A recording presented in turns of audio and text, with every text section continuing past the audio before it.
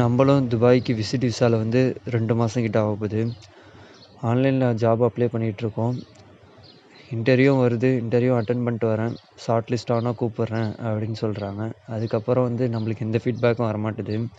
நம்மளும் ஃபாலோ பண்ணி கேட்டால் ஷார்ட் லிஸ்ட் ஆனால் நாங்களே கால் பண்ணுவோம் அப்படின்னு சொல்கிறாங்க. ஸோ நம்மளும் அந்த கம்பெனியை நம்பி வெயிட் பண்ணாமல் வேறு கம்பெனியும் அப்ளை பண்ணிகிட்ருக்கோம். துபாயில் அம்ரியா போர்ட்டுக்கிட்ட நம்மள ஒரு கம்பெனி கால்ஃபர் பண்ணியிருந்தாங்க. ஃபோனில் இன்டர்வியூ முடிஞ்சுச்சு. அதுக்கப்புறம் ஆன்லைனில் இன்டர்வியூ நடந்துச்சு.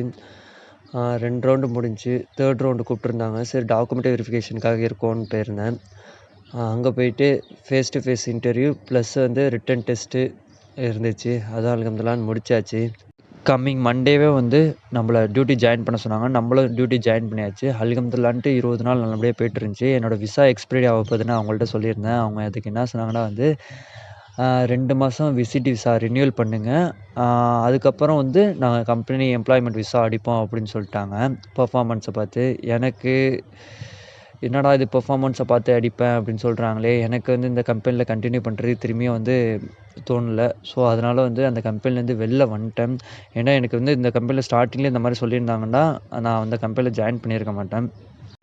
ஆக்சுவலாக வந்து நான் விசிட் விசா ரினியூவல் பண்ணி ஒர்க் பண்ணலாம். நான் போர்ட் சைடில் இருக்கிறதுனால வந்து எனக்கு அங்கே செக்கிங் இருக்கும். ஸோ அதனால் நான் விசிட் விசாவில் அதில் ஒர்க் பண்ணேன்டா எனக்கு தான் இஷ்யூ ஆகும். செக்கிங் பண்ணும்போது நீ எப்படி விசிட் விசாவில் ஒர்க் பண்ணுறீங்க அப்படின்னு சொல்லிட்டு நம்மளை அதில் வந்து பேன் பண்ணுறதுக்கு கூட சான்ஸ் இருக்குது. ஸோ அதனால் வந்து அந்த கம்பெனிலேருந்து குயிக் பண்ணுற மாதிரி ஒரு சுச்சுவேஷன் ஆகிடுச்சு.